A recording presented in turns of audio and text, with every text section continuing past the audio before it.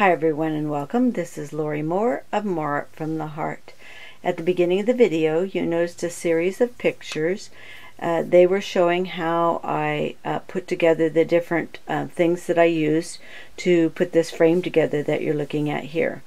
At the end of the video will be a tutorial on how I use my spray stains to change the color of cheesecloth and other materials. So you can stay tuned for that at the end of this video.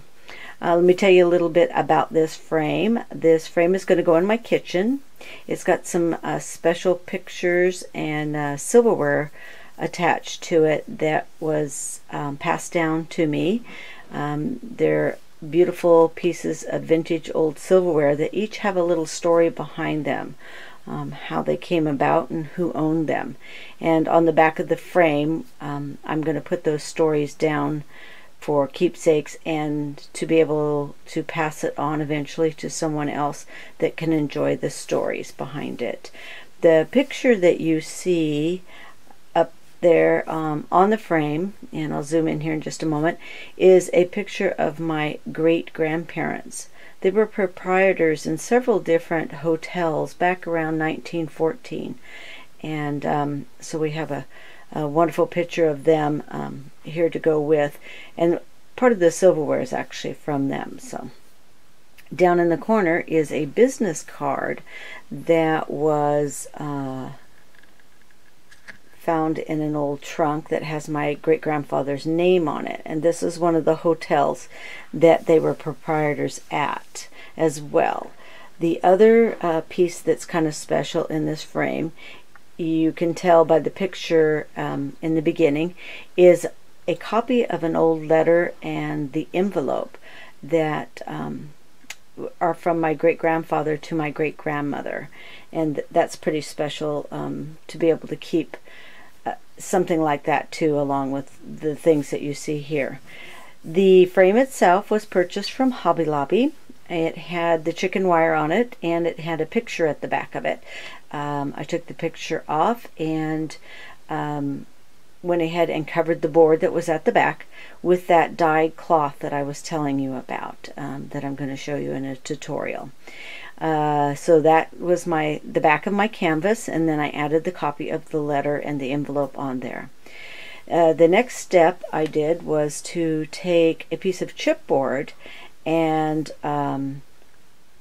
take my Viva, it's rusty paper, and create a frame for a backdrop for the picture on the frame there.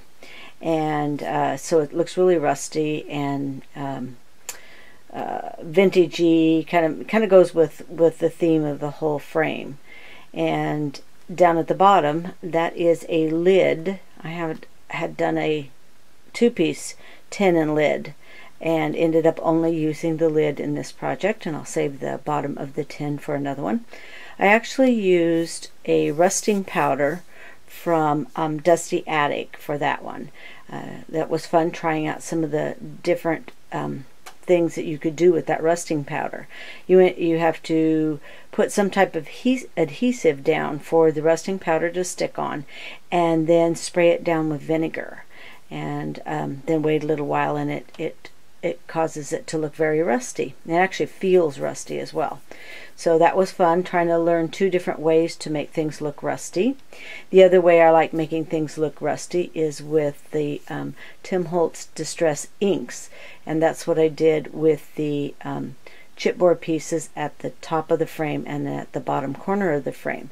Those are a Dusty Attic vine chipboard, and so I used some different types of the colors. I think I used the Rusty Hinge, the Vintage Photo, and I think the other one was the Antique Linen.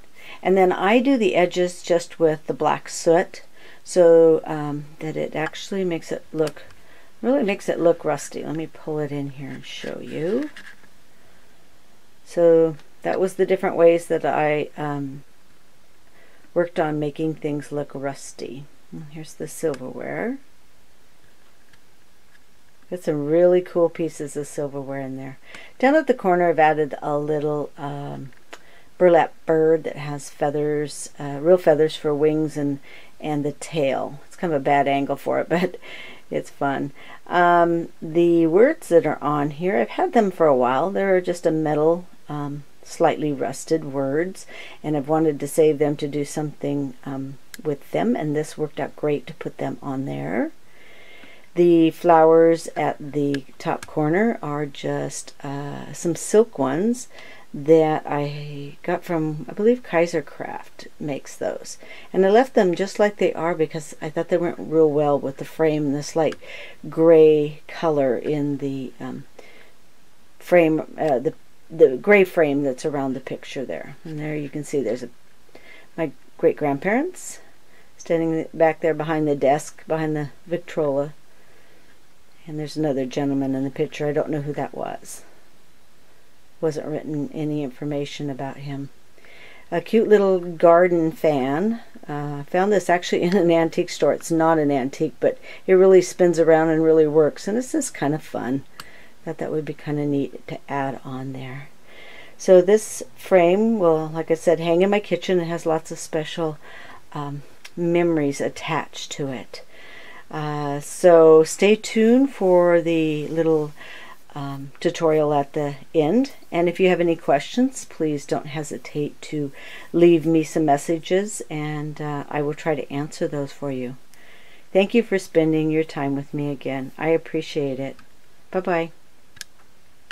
Hello everyone, and welcome back. I have set up my spray box that has a cardboard box with a cardboard liner around the edge. This is where I do my spraying at, so that I don't have my whole craft room covered. I remembered to put on my gloves this time so I don't have to be wearing brown for days on my fingers.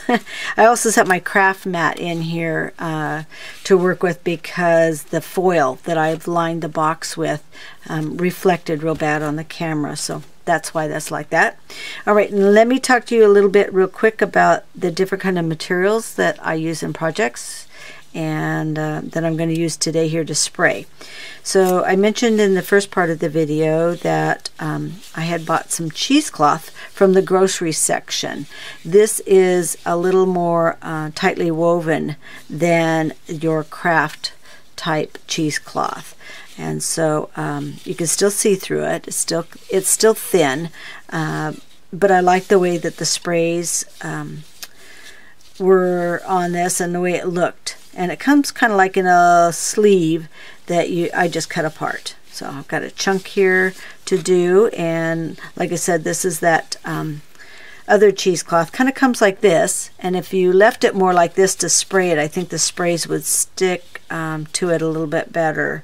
I have more surface to spray on, but I usually take it and strip it out it comes in layers, and to use it like this because it's nice and thin, and of course you can pull all your threads out and get that lovely shredded frayed look to bunch it up and set into your projects. So I'll take a piece of that. I also am planning on using this in the future on a project. It's just a piece of muslin, and so I'm going to spray it also while we're doing this so that you can see how I did it too. Okay, so I'm going to go ahead. Hopefully the camera won't change too many colors on you when I'm doing this because I'm going to pull this white paper towel away in here in just a moment. So what I have and use, and of course there's lots of different brands out there, so you could use your own different ones that you have, sprays. The Tim Holtz Distress Spray Stains are what I have the most of, and that's what I'm using for this project. This one is Vintage Photo. I have a Tattered Rose. I want to see how that looks on this. I haven't used it very much yet, and I want to see how it looks on cloth.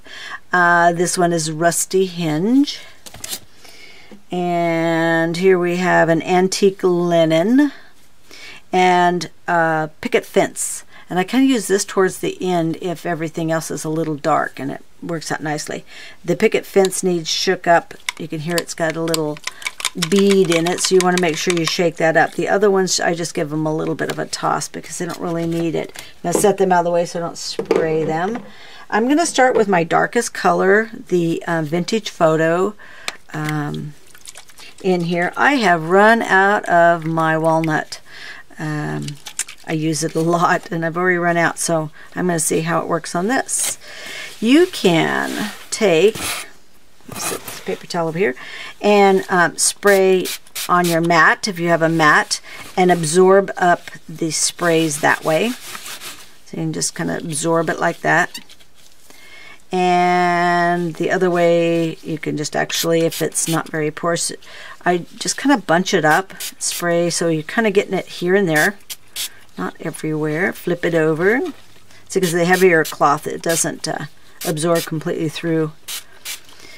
And I'm going to wipe up some of that that's already sprayed on my mat. That's why it's great to have the mat in here also. So you can kind of see. Look how that looks really aged. And as it dries, it kind of lightens it too. So, but I like that look. I like that look. So we're going to do this spray on the cheesecloth. Going to bunch that up. And I won't turn the heat gun on and make all that noise right now, but I just wanted you to kind of see, can you see how it's not completely covered. It's got little areas that are still white. Let's look how it looks on the muslin.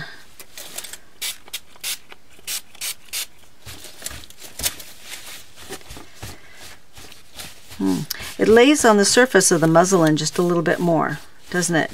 Just kind of beads up. But see, that's what's fun. Try out some different stuff, see how it works.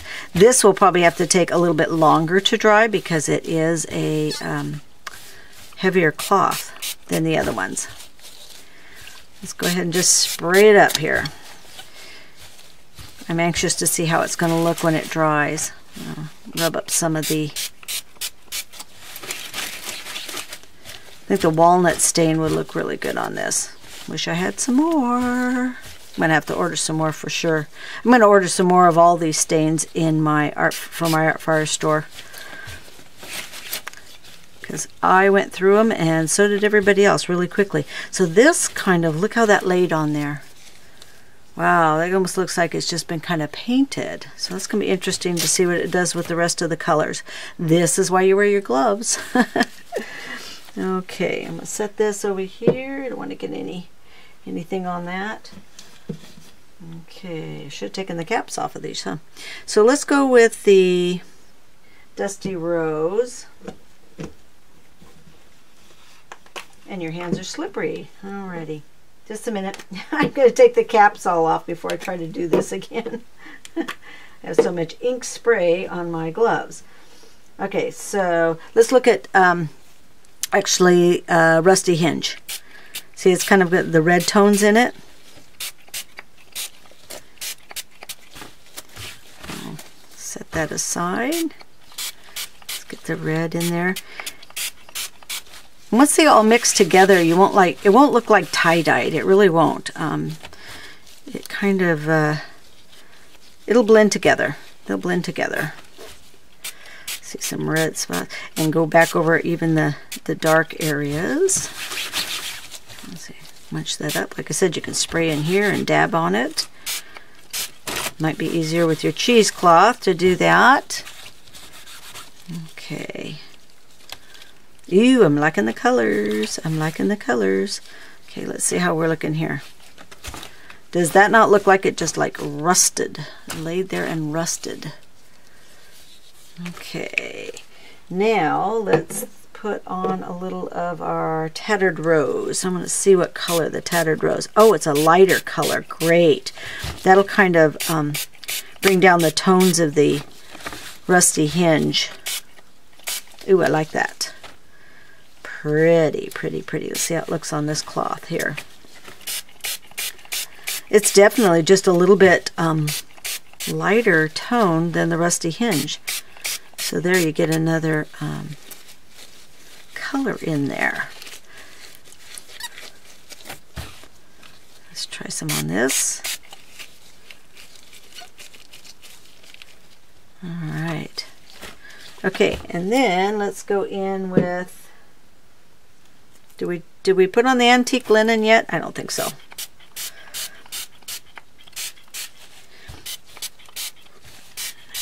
I'm kind of putting it in the areas I see that are kind of white still. Got a little seam going down there that's slightly frayed, and that'll be fun to add into a project.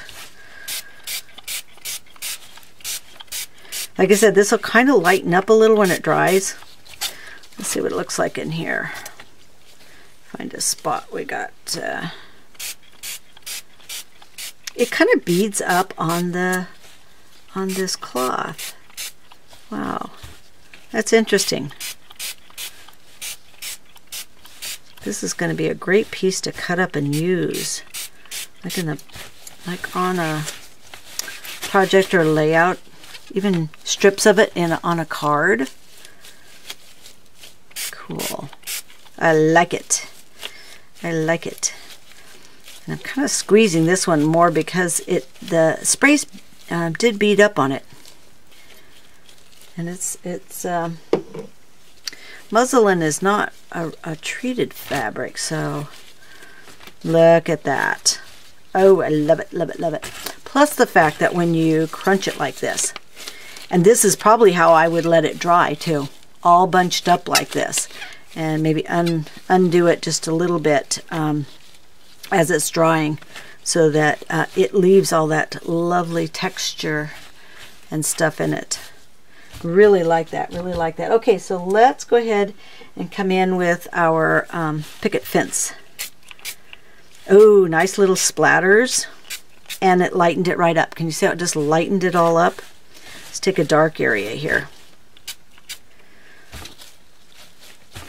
And oh, it's adding lovely spots. Oh, I like that. Having fun with spray. That is beautiful. That's beautiful. I love it. Okay, so let's go in here and put some on our cheesecloth. Ooh, and if you just do it lightly enough and you get those kind of like your little drips of it. Let's see what we've got. Look at that. It helped lighten it up. It added some spots in there. Can you see that on camera? I'm going to do the back side. I didn't quite get as much on the back side. So if you come in and you practice with all your sprays and you get one of them that darkens it way too much, add your white picket fence on there. Oh, I love it. This is going to be gorgeous. Can you see that? Look at all of that. Just looks like this was an old cloth. It was down somebody's old basement for years. Became stained and tattered. Got to add a little bit more. Scrunch it, scrunch it, scrunch it, and leave it to dry. And then that way when I unroll it, I'm going to have all of this loveliness on there. Let's do our cheesecloth.